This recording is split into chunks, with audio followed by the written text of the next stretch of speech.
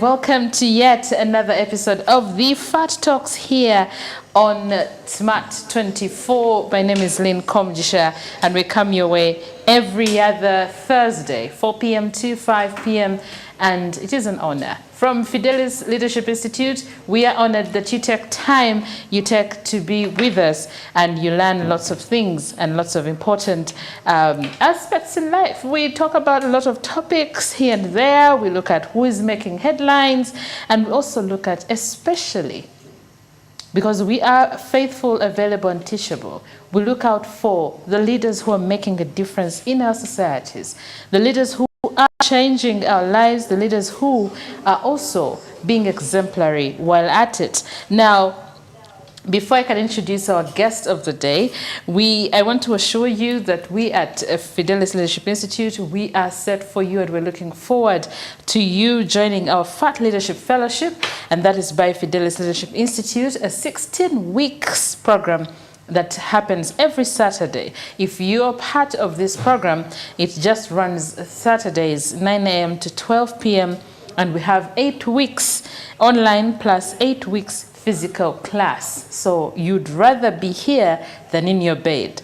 Okay, and we on this we tackle issues of personal branding, identifying your purpose, public speaking, cultivating great financial habits, entrepreneurship, and also, among other things, we give you practical tools, networking opportunities, growth, personal growth, I beg your pardon, confidence boost, leadership skills, and so much more. So what are you waiting for? Look out for Fidelis Leadership Institute and join our FAT Fellowship that starts on August the 5th. So you need to be aware, and you need to take part in this wonderful, wonderful fellowship. So today, we have been speaking sports for a while. Today I'm honored to host one of the people I'm seeing on the sports. I think the face of sports is taking on a new twist. I'm seeing interesting faces. I had a chat the other day with another lawyer who is into sports. Now I'm having another chat with another lawyer who is equally into sports. And guess what? Today we are speaking to none other than Mr. Philip Munabi. Most of you have seen him around. He is the chairman of the East African Law Society Sports Law Committee, and he's also part of the ULS, Uganda Law Society Sports Committee. My goodness, so don't worry, we're going to ask him these questions. I have the same questions as you do, and so here we are. We are on Twitter Spaces. We are also on Smart 24. Phil. Yes, Lynn. Good afternoon. Good afternoon. How are you? Good to have you. Good to have you too. So let's just start from really where my head is right now. You're a lawyer, an advocate. Yes, he works with one of those interesting law firms, and it is called, he's actually a partner with Diadem, right? Is that the... Diadem. Diadem, my goodness. Don't read your Bible. Diadem Advocates. Now, Phil, honestly, who are you? Why are you an advocate and also into sports? First things first, I'm an advocate, like you said, but I have a niche in sports law. And so as you see the trends are going, the legal fraternity is calling upon specialization in different aspects. But I'm a sports, my interest is into sports law, but I'm also a leader in sports because I'm a boxing promoter with Top Boy Promotions. I work closely with the Uganda Boxing Federation. So it's a twist of what you want and what you are qualified to do. As the norm should be, FAT or Fidelis Leadership Institute is here to groom different personalities into where their leadership abilities and skill drive them. I have personally taken that interest, and I've worked upon my abilities into the field of sports. That's why you see I can easily be selected on the different committees, like the East African Law Society Sports Law Committee, where I'm trying to make sure that we have an East African Sports Law Summit at the end of this year. So that's about it. That's just about it. Are you into sports? Oh, no, like basically, do you play any sports? I'm a boxer, so you don't play around with no. Yeah. That's very interesting. Yeah. Oh, okay. So is that why you got interested in anything sports? I think I got interested in boxing way back, but then it came when I'm a lawyer. But I got interested in boxing because it enhances your performance, which skill you can put into your other leadership areas. It enhances group performance, group collaboration and cohesion. Those are things that I think a leader should have. And once you're into sport, I think it just increases your ability to practice and do the best out of your team and your person. Wow. And indeed, when he says it brings some sort of teamwork. Today we're trying to understand, because our topic today is the intersection between sports, leadership, and the law. We are also trying to navigate challenges and maximizing opportunities. Now, Philip, you have been on both in both sectors, in both spaces, and I understand because I've seen you at work. I know what you've done, but the people out there who've joined us might not actually know. Just in your briefly, how do you paint the picture of the sports fraternity in Uganda? I'll use the words of Magogo, the Federation of Honorable Magogo. The Federation of Football President. He has said before that the sports industry is a multi-billion sector. So we can't just play around with it. There are a lot of legal issues that concern us as lawyers. Things like contracts, IP, and a lot of other sectors that require the input of a lawyer. So the sports fraternity, I believe, is moving in the right direction and is at the right stage right now in Uganda. Wow, interesting. And so what role have you? I've seen you analyzing quite a number of sports interests and issues. Right now, what is the most important issue on the table in regards to sports? I think right now, locally here, it's the National Sports Bill that had been sent back to Parliament. The President had made a few remarks, like on the committee, how the board or National Council Sports Board should be composed. Then he had also looked at the management of national sports facilities, that should be the role of National Council of Sports. So that is one of the burning issues right now. Remember, it's a private members bill, the Magogo bill. So it is a key issue because the bill comes at a time when sports needs direction. It has looked at several aspects like commercialization of sports. So within no time, or before you know it, we shall be reaping from that sector as opposed to the previous times and years. Right. Yeah. And you think it has a future? It has a future. The future is now, actually. It has why would you be hosting me? That's a nice one. Why would you be looking out for me? And look at your topic, navigating through leadership, sports and the law. Like I've told you, I do sports on a personal level. I manage boxers. I do leadership in sports. And the skills I've gotten from there are the skills I apply to my other areas of life. Like if I'm in the law firm where I work, I look at everyone as a team player. If we need to deliver, what is the direction that we need? What are the weaknesses of my different players? How do I put them together to see that we get the goals that we aim for? Wow. So indeed, you're hinting on our topic for the day. Question here would be, how do you see the intersection of sports, leadership, and the law playing out in today's professional sports arena? I think it's an intersection of things, like you have said, but it also calls for a lot of things. One, at individual level, how do you get into the sport as a person? Are you an athlete? Are you a leader? Then what does it call for? how skilled are you? I'll tell you personally, I have different qualifications in the sports sector. I've studied sports administration with the Uganda Olympic Committee. I've studied the National Technical Officers course, which is a boxing course. I've studied sports arbitration with SEAB Kenya. I've studied sports mediation with Sport Legal Kenya. So it's an issue of having a skill set that you push into the sector to see that you garner the support. And also passion, I think.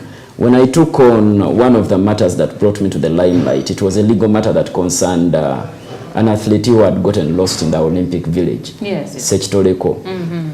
No one seemed to take notice of it, or no one seemed to pick interest in it. But I took it on pro bono. I helped him. He got out of sales. So it's just that passion that drives you as a person who wants to lead. And there are opportunities, several of them. I'll tell you, last week I was contacted by, there's a boxer called Zebra Senyange, son to the late Zebra.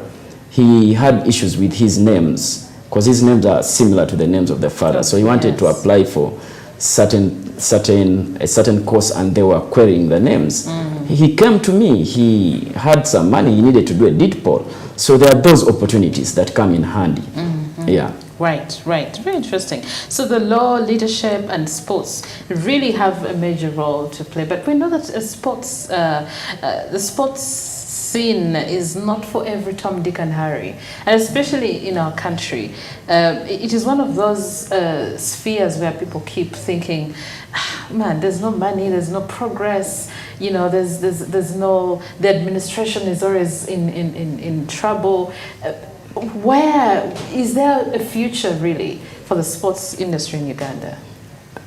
This has happened to every sport. While we were growing up, you'd hear parents telling you playing pool table, this pool, snooker or billiards is a game for bayaye. They will tell you boxing is a game for bandits. But right now, believe it or not, the sports subsector is attracting too much attention from the corporate world and all sorts of persons in their leadership capacities. I'll tell you, just on last week, I think, this weekend, Madam Fiona Wall, Senior Counsel, was in a sports activity at LDC. Run for Ubuntu? That's a sports activity. She's a leader. She's an icon. She's a senior counsel. She would have said, no, why should I engage into that? But it's something that attracts you. It works on your personal development. It works on your personal health and mindset. I'll tell you, today's AIDS is depression, mental health. True. You get it? Until you get into sport is when you know that you can wear down kilos and tons of thoughts and issues that would disturb you as a leader. So in your free time, despite the biases and the surroundings, you need to pick up a sport. There has been stereotypes. Like men can't play netball, but then men have always played netball. The best coaches are men in netball. Swimming, etc. It's just a bias that we need to overcome. Right. Yeah. Now, Phil, here we have a culture at Fat Talks. Yes. We always ask you what's the truth about you and what's the lie about you. What's the untruth? So you're going to tell us what is so true about you, and what do people think is not true about you? Okay. So it can be 2 or 4, whatever. You tell us. One truth about me is that I read the Bible, but I know the Bible. Sorry, I don't read the Bible. You don't read the Bible? Yeah, but I know the Bible. Okay. Maybe you'll ask me how, but I don't read the Bible. That's the truth about me. No, you're already telling us. We want to do a poll about you. Want to do a poll? So you just tell us, and then we shall decide if it is true or not. Yeah. Then one lie about me is what? One lie about me, I speak 7 languages. Ooh. Yeah. Okay. All right. That's it. So at the end of this conversation, we shall hear from Phil. He will tell us if he actually speaks 7 languages and which ones. You know, there are quite a number of them. And he says he doesn't read the Bible, but you and I know when we started this conversation, there's something he alluded to. But we shall know as well as we go on this conversation. So know and go to our social platforms and Paul, let us know. Let us know what you think of Phil's truth or lie. Now, Phil, let's continue in this conversation. What are some of the key challenges that the sports, especially athletes or organizations, face in navigating legal issues? You already hinted on one, and while they're trying to, maintain their leadership course, what are those challenges, and how do they? The biggest challenge, I would say, is, and I think this is an issue we should address as an institute, proper leadership skill set. Right. Many of the administrators in sports have a background in sport. Someone was a footballer, someone was a boxer, someone was a swimmer. So they grow into that sport and become administrators of the sport. So they don't know anything outside the sport itself as athletes. All they know, this is our game. We need to manage it. We need to handle it. So when you talk about issues like transparency, accountability, inclusivity, all this is new to them. So you find that most times they will be at loggerheads with the law. That's why you find them most times in issues of mismanagement of sports funds, clashing with leaders at the different levels. So it's one of the key challenges, if not the most or the biggest challenge in the sports subsector. Right. They lack proper leadership skills. Yeah. And you think this is the major cause of their, issues? Yeah, that is the mother of all the problems, sub-problems that come in there. Like financial literacy, I'll say.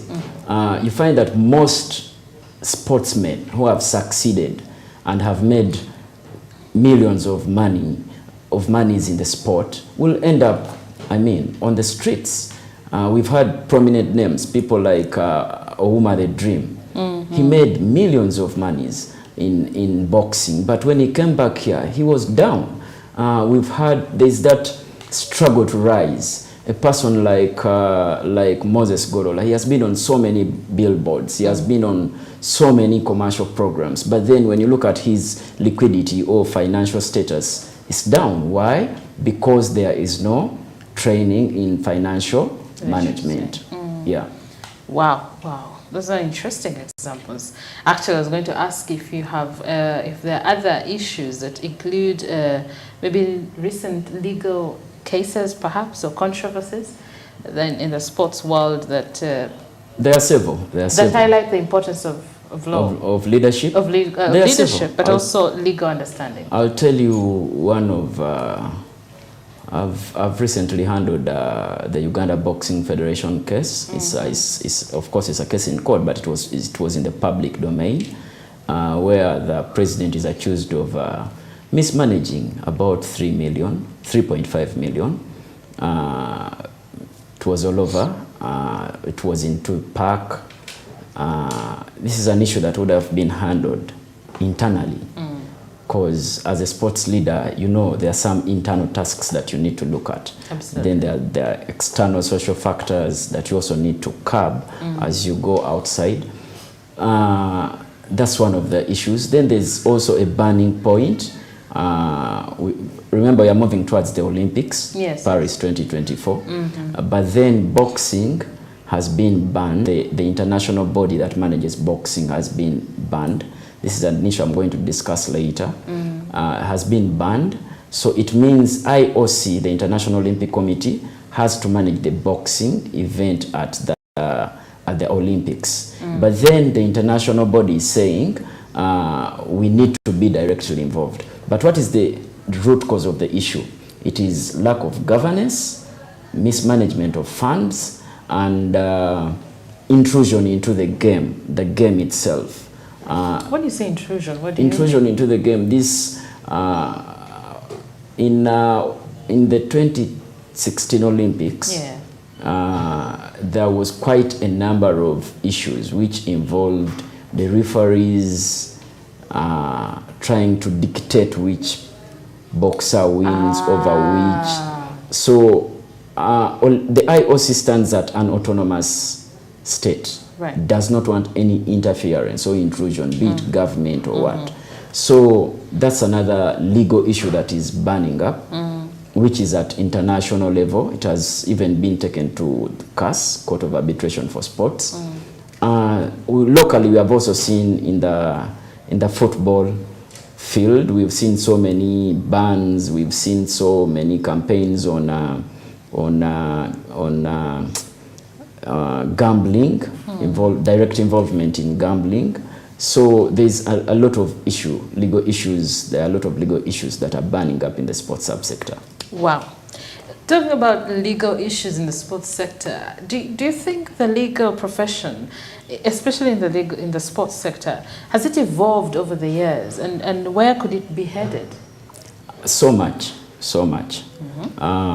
Like I said, most of the sports bodies today are managed by people who are sportsmen. Yes. So you cannot tell them of issues like you need a legal department or you need a lawyer. But we are thankful so many federations have come up.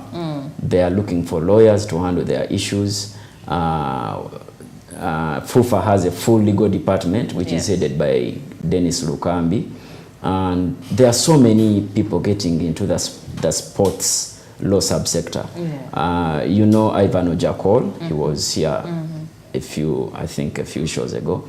Ivan Ojakol, Timothy Kaja, Andrew Luka, Muema, Fred, Kawenge. These are lawyers, prominent and concrete in their understanding of the law, that have taken up direct involvement in the sports sector. So it has evolved, and I will say the leaders and federation heads are embracing the idea that we need a lawyer to interpret this or handle this. Absolutely. Yeah. Do I need any special skills, for example, to excel in that area? Yeah, you need skills. Who are you if you don't need skills? Who are you? You're not a magician, my friend. Right. You need skills. Why is Fidelis here? Right. Teach you skills. So go to Fidelis and tell them I want to be a leader in the sports subsector. They will design a program for you. Absolutely. But in your experience, what kind of skills do you think I need, for example? A lot of skills, but one of the key skills I think is personal development. Development. Sports needs a lot of effective communication. Sports needs a lot of result orientation. You should be someone who looks at high performance, someone who looks at your team, and you're able to determine which direction it will take and which result will come out of the trainings, etc. Let me tell you one thing. Many of the people who are involved into sports, into the major sports or the most common sports, are not educated people. Yes. Now, how do you handle them to make them understand that this is the direction we need? That's an issue that we grapple with every day. A boxer cannot even sign his name, but he needs a passport. He needs to travel because he's the best on the team. I'll tell you, so many skills. I once had a chance to go in the Olympic qualifiers in Senegal. Right. When we went there, there was a very big problem. Language barrier. Yeah. Very big. It's either French or Wolof. Now, I had a team of about 13 boxers and of course administrators. But now, it was a time of taking a decision.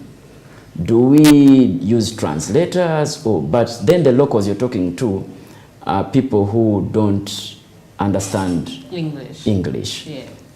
Now, as a person on the team, I sat back and looked. I went around. I took a day going around around a small town that we had camped into.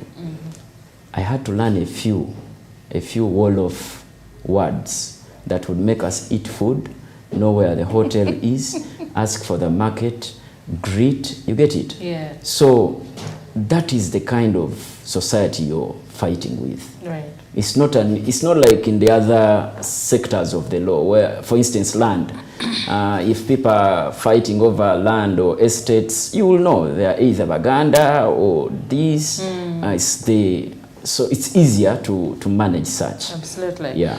Now, Phil, we know already from what you've told us that the sports leaders sometimes grapple with a number of issues. And what we believe in here at Fidelis Leadership Institute is being ethical while we are, carrying out our leadership roles. Yeah. So what ethical challenges, what ethical dilemmas do the sports leaders encounter, and both legally, of course, and morally?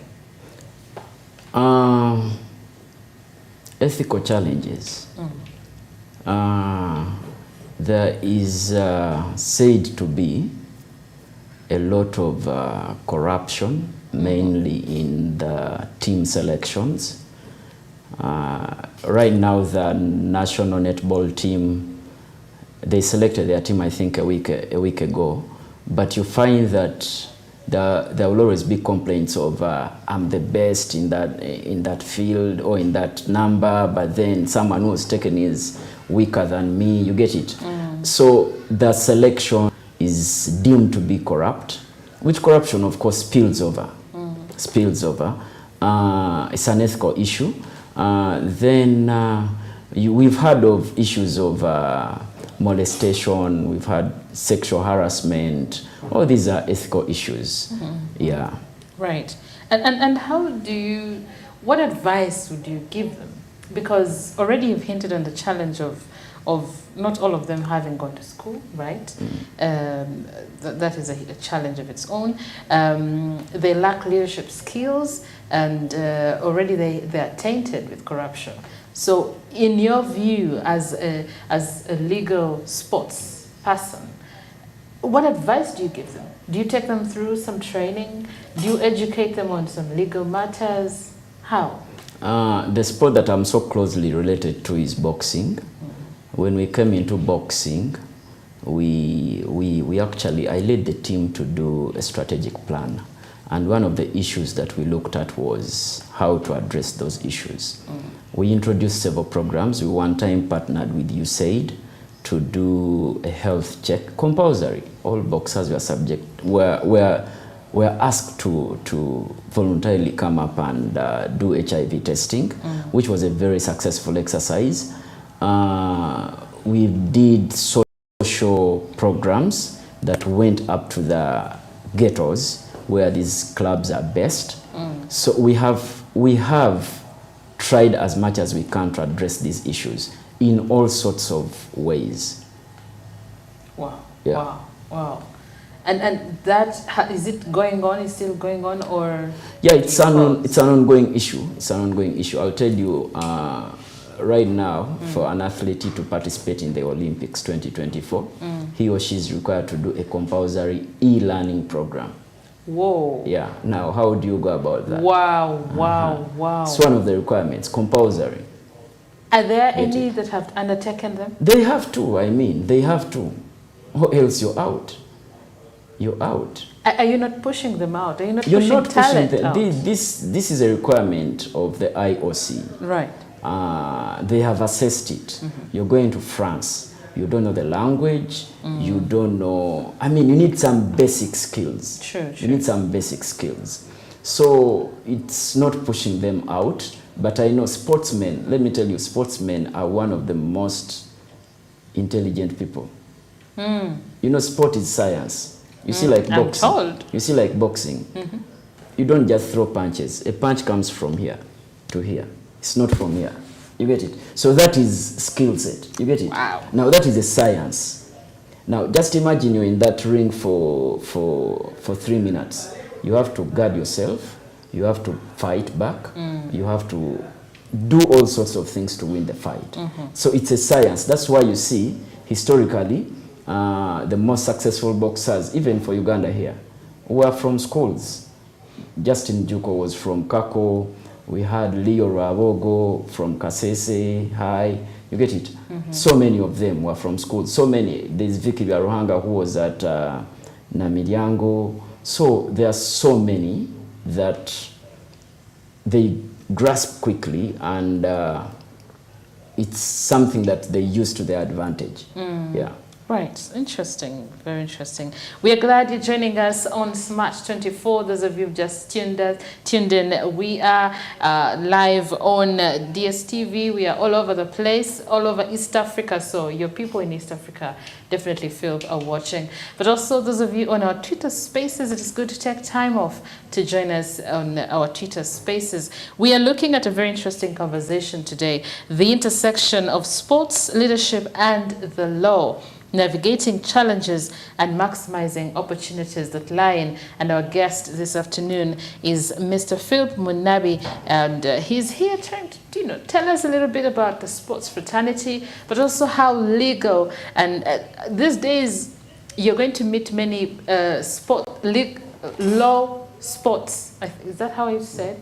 Legal sports. You're calling us sports lawyers. But aren't you? That's what you're calling us. Are you not? Okay. Are you not? Okay. But this is what is happening. And people are taking on sports law.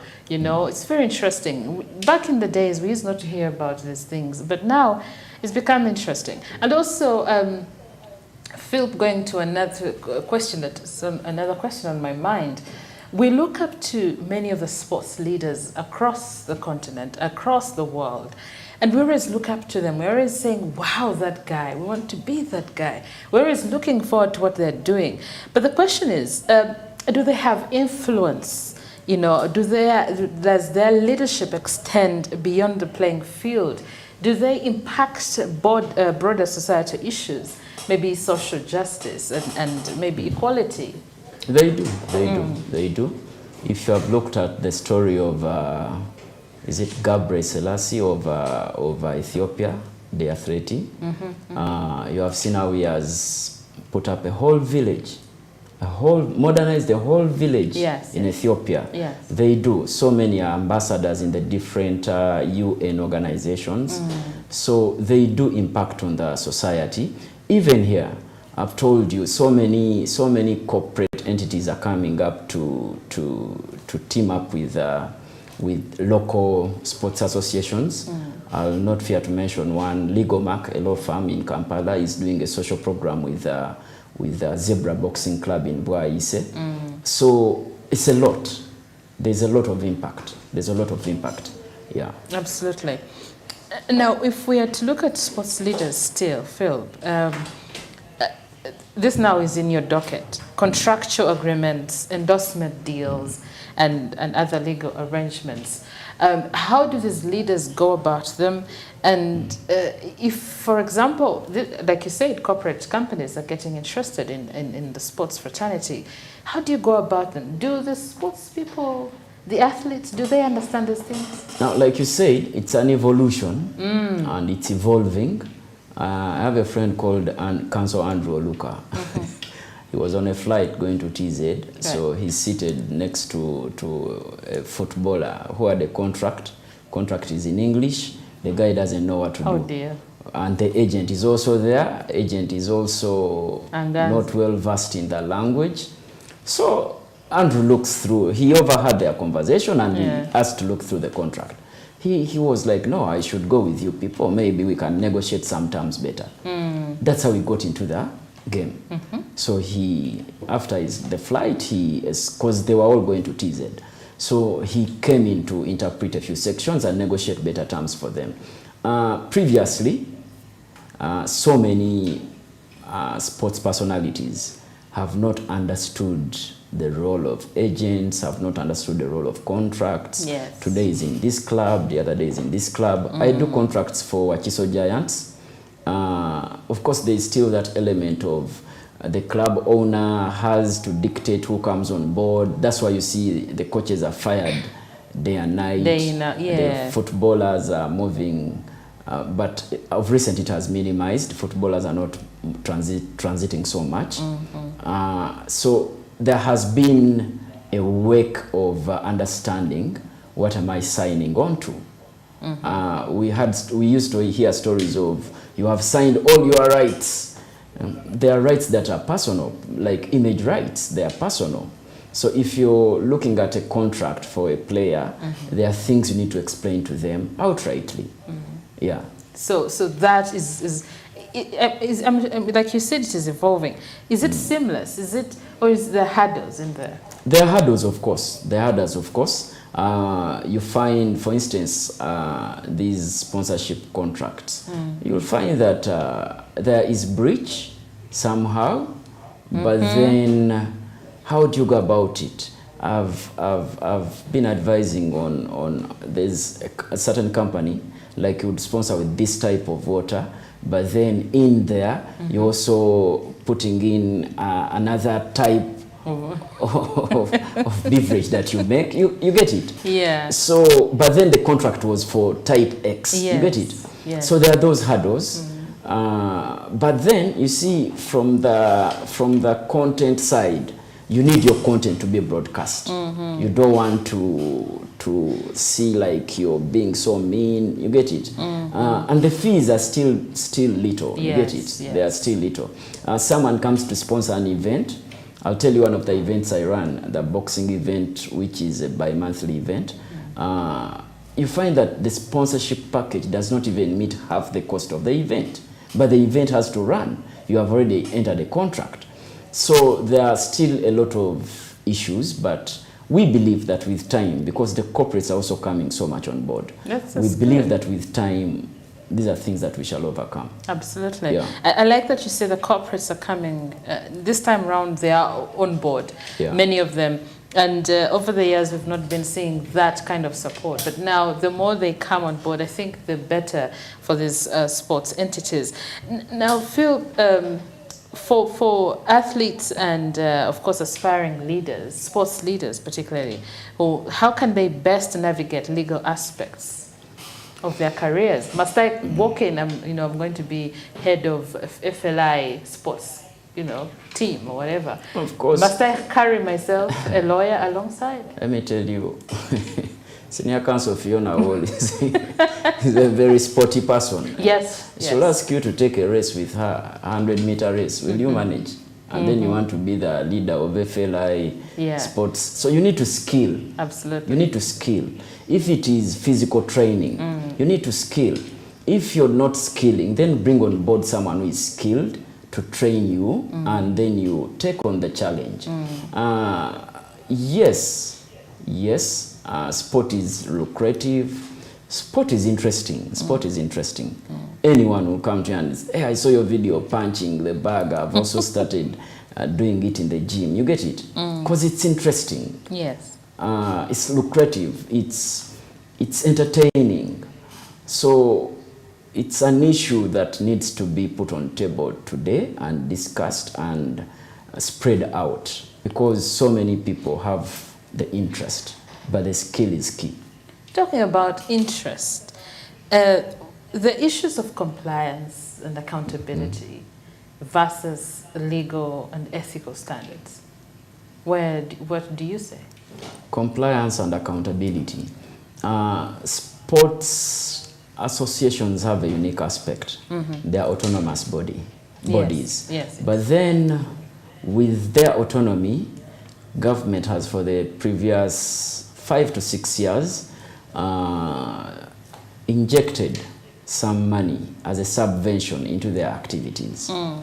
So, like I said, because of the lack of leadership skill sets, more so into administration, you find that there is always a shortfall on accountability, which creates a problem, which problem even affects the athlete down. For instance, if your accounts are queried and funds are not released and you have an activity coming up, like netball, about 3-4 months ago, they couldn't go for the World Cup qualifiers because they had accountability issues. the minister had to intervene to see that they saved the day. You get it? They had not even paid membership to the international body. So there's a lot of need to address these issues. Wow, wow. You were talking about the Olympics coming up. Yeah. And we know that sports is a very huge, I don't want to call it sport because it's already a sport. It's one of those global sensations, if I can say. And but we know that there are unique challenges therein, especially legal-wise. We have international contracts, for example, international transfers, international disputes. In regard to Uganda and our sports and then legal issues, how do we play around that? One of the biggest sport that does professional transfers and contracts is football. Football has recently introduced an agency exam. I know a lawyer here who has passed that exam, Timothy Kaja. Now, like I said previously, even an agent in football would not understand the issues at hand. You get it? But the involvement now of lawyers into the field is going to open up a floodgate of opportunities. You get it? A floodgate of opportunities for both the athletes and the leaders. There's a book called The Done Deal. It's a book that talks of, it's by Daniel Gee. He's a sports lawyer, international sports lawyer. It describes what key elements a contract should involve for a player to move from one club to another. How do you manage the sign-on fees? How is it spread? For instance, you hear a player signed a contract of $100 million and you think the man has pocketed it. No, yes. It's spread over 5 years. What? You get it? Yeah, it could be spread over 5 years. You don't get cash. No. It could have benefits. Right. You get it? Now, who signs it? And it is taxed as well. You've heard of the footballer who had all contracts and property in his mother's names. Yes. You get it? So it's a lot of issues. It's a lot of issues. Wow. Lots of issues indeed, and like any other industry really across the world. And talking of industries, we know technology has taken the world over. I mean, has taken us by storm, and we are looking at social media, streaming platforms. Let's look at how this is affecting the legal landscape and sports especially. What legal issues should sports leaders be mindful of in this digital era? Let me tell you one thing, one key thing. Even when you want an iPhone or a set of MacBooks or Dells, latest Dells, it is human beings who decide, who take that decision. It is the leaders. It's technology. It's the leaders at Smart 24 who are going to think of what latest camera they need. Yes. So to me, it's not such a threat. It's not. Yes, people will go to ChatGPT and generate these contracts. Absolutely. But we have already had cases against ChatGPT generated contracts. You get it? So the human brain, the human leadership, the human aspect still remains a key element. And this element will drive back to who is the leader, who is the brain behind this organization, who is the brain behind this sport, who is the brain behind this institute or association. It will come back to us. Now, if Fidelis is there throwing flyers, we have a leadership cohort 3, leadership cohort this, and you're seated there silent, yet you're a leader and the person who will take decisions to decide whether to generate an AI contract or to generate a contract legally, it will be upon you. It will be upon you. Wow. Yeah. Wow. So we're still in the game. We are in the where are we going? ChatGPT is taking us. No. It's taking over. No, these instruments, Haile Selassie said, technology must be used solely for the welfare of man. So if it is for the welfare, well and good. I mean, are you saying we are going to sit back home and AI takes over so we won't eat? No. Certainly not. That's why you need to be unique. That's why you need to be unique. Acquire those skills. Exactly. Yes. From yesterday, I've been on 3 media outlets. I still have a discussion after this. You get it? Because I have made myself unique in the area of sport and the law. That when you're looking out for someone, you look out for me. Wow. You get it? Yeah. Wow. Yeah. This actually reminds me, what keeps you going? What keeps me going? Or what's your mantra in life? My mantra. I look up, I'll say, let me use Senior Counsel Fiona's words that she used in one of the talk shows. I up my game. I up my game. I don't look up to someone below me. I know we hold angels unawares, but then I up my game. One notch higher, one notch higher. I mean, Lynn, if I know you as Lynn, holding a Kability phone, I mean, I'm looking up to an iPhone 15. Who has it and who can give me the opportunities? Who can pave way for me? I've been said to be a friend of presidents. And when I look through my contact list, yes, I'm a friend to so many presidents at different levels. If you're president of a football association, you should be my friend. I'll look out for you. If you're president of Uganda Law Society, I'll look out for you and I'll make you my friend. You get it? Because that's how you up your game. Exactly. Wow. Yeah. Wow. That's how you up your game. So do not just befriend people who are lower than you. Well, not you can necessarily. You them. can learn things from them. Yes. You can be in their company. But then they also need to learn something from you. What do you give them? You get it? What do you add on to them? And where do you get what you add on to them? That's the question. Absolutely. You get it? Wow. That's the question. Where do you get what you add on to them? That's very key. And now as we begin to, come to the end of this conversation, Philip, because we need to let you go, the recent controversies surrounding athlete rights and representation, what steps can be taken to ensure fair and equitable treatment of athletes within the legal framework? There are so many parameters that have been set down by the different charters that govern different sports. For instance, the Olympic Charter has a lot of provisions and principles that govern the Olympic sport organizations, which provide broader issues. For instance, there is, have you heard of the anti-doping? Yes, anti-doping. You know, doping is a funny thing. Doping, you can be held liable for breaching doping rules. If you're in a village, you're in a sports village, you've been called in Paris, in the sports village, and they call your name at 10:30. At 10:30, if you're supposed to be in the dining room, and you're not there, and they call your name, and you're absent, you have breached the doping rules. Ooh. Yeah. Now, that's interesting. Now, you need legal advice there and then to address where you have been. But then the doping rules have been set. You get it? For instance, enhancers.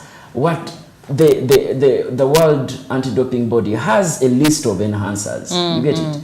This year, you might find that ginseng, Morondo, is on the list. The other year, it is not. Oh, it happens? It happens. These energy drinks that people take, one could have a content of a banned enhancer or content that shouldn't be used. So there are a lot of parameters within which an athlete can be protected legally. Yeah, that is if they have guidance and are trained in that very field. Perhaps also exposed, wouldn't you say? And exposed, actually. Yes. Exposed, yeah. Absolutely. Now, Phil, when we look ahead, What do you anticipate is the most pressing legal issues or challenges that sports leaders might encounter looking ahead? Also putting in perspective our sports law coming up. One thing, okay, two things will happen. Yeah. If they pick interest and do what is within the law, the sports bill or act that is coming will be productive to everyone, from the sports associations down to the athletes. For instance, there is an aspect of commercialization in that bill, which caters for IP, broadcast, image rights, etc. Now, you will find that even entities like Smart TV will tap into this this area and will get income for it, which income will go back and benefit the lowest athlete. You get it? Yeah. So it's a lot of issues. But then, if they do not adhere to the provisions of the law, there will also be a shortfall on their side. For instance, today, different TV stations are looking for content, sports content. Yes. Sports content. So if you're a person in a Ludo association, you need to come up with a tournament that you will sell to Smart TV. Smart TV will look for corporate entities to sponsor your games. It also earns something from it, and that will be it. If you don't do that, then you will not tap into this field. Right, Yeah. right. Sports and the law, quite interesting conversation there. But so far, so how long have you been in this, sports and the law? How long? Since 2018, I'll say 17, 18. And are you enjoying the ride? I do. It's not paying, but there. So all this is pro bono? I won't say it's pro bono. I mean, there are loyalties. I've done a contract with I've done contracts with between boxing fraternity and Buganda Land Board.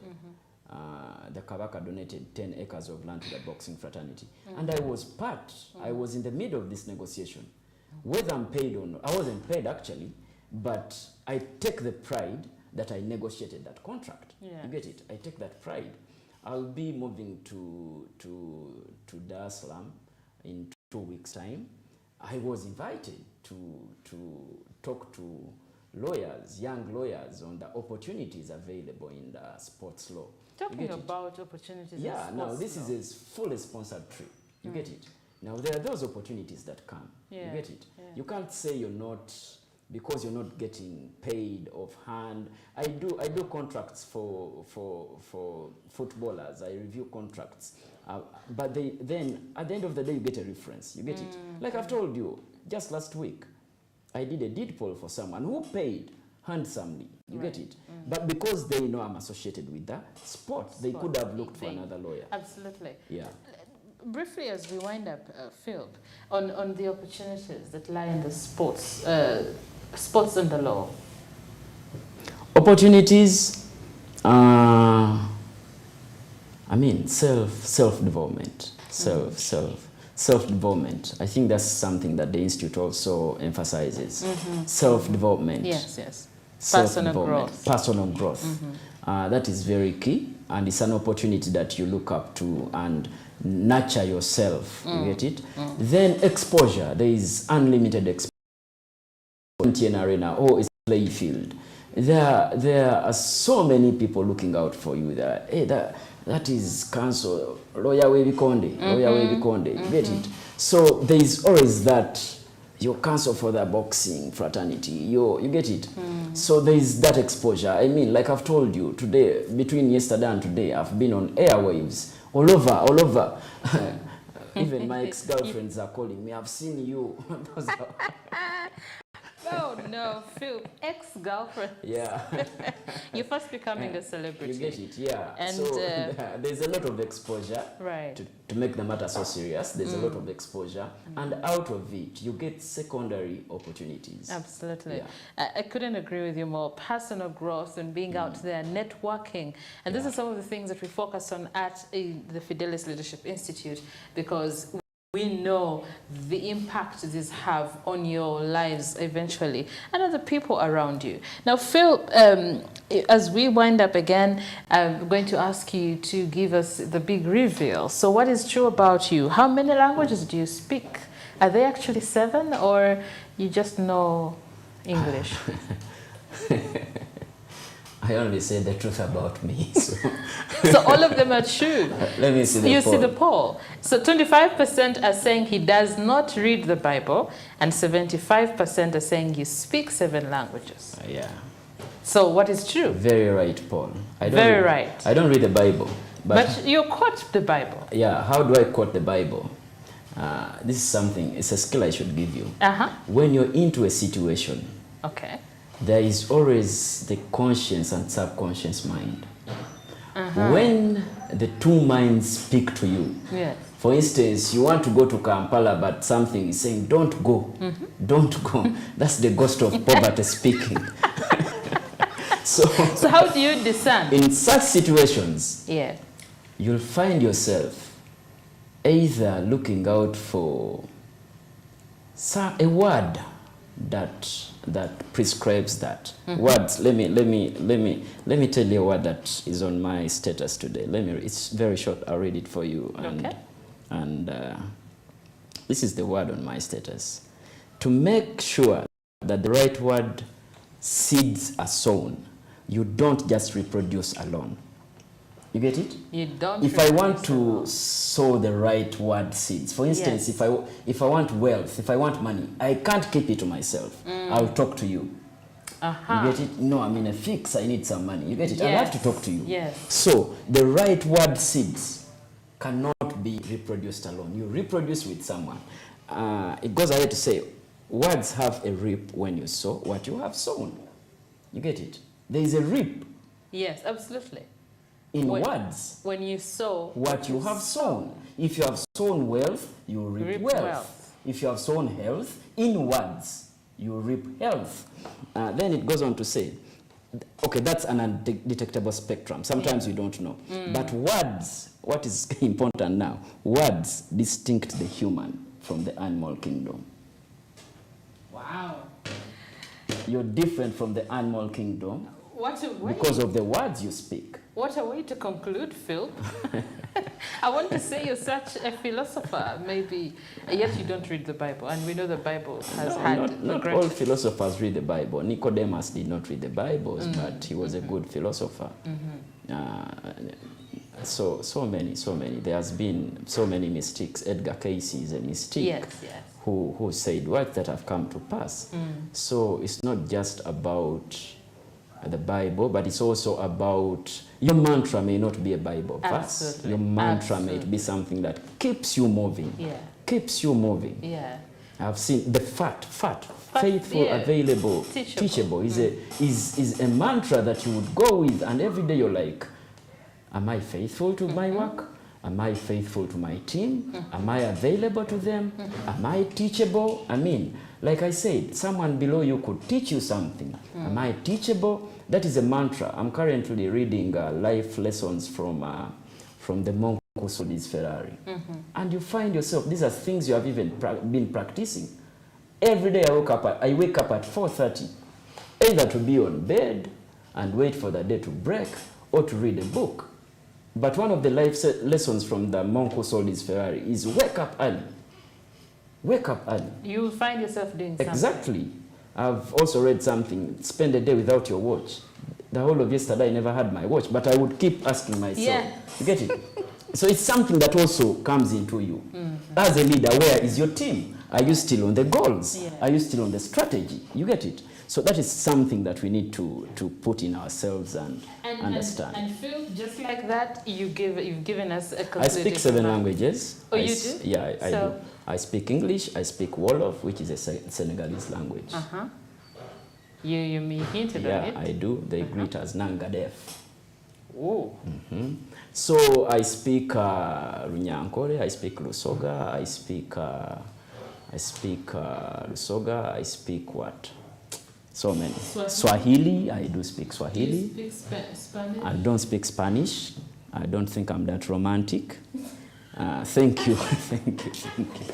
It's been an honor, Phil, honestly. Yeah. I don't know if there's anybody who has a question for us on our socials. Those of you who've been online on our spaces, if you have any question, please, this is the time. You have 1 minute. We need to let Phil go to another show. Yeah. As told you, has become, you know, one of those sought after people lately. So he needs to run away. So I can, yeah, no questions. But I'll always be available. Oh, yeah, certainly.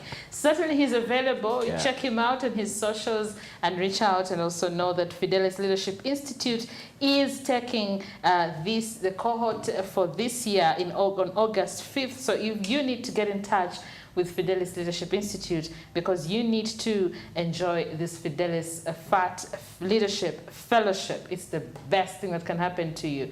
Personal branding, identifying your purpose, public speaking, cultivating great financial habits, entrepreneurship, among several others. And you'll never regret what sat in for the FAT Fellowship. All right, thank you so much, Phil, for your time. Welcome. And those of you who've been watching on Smart 24, we'll catch you again next Thursday, same time for the FAT Talks. We come your way every other Thursday. So once again, see you next time, and thank you. God bless you.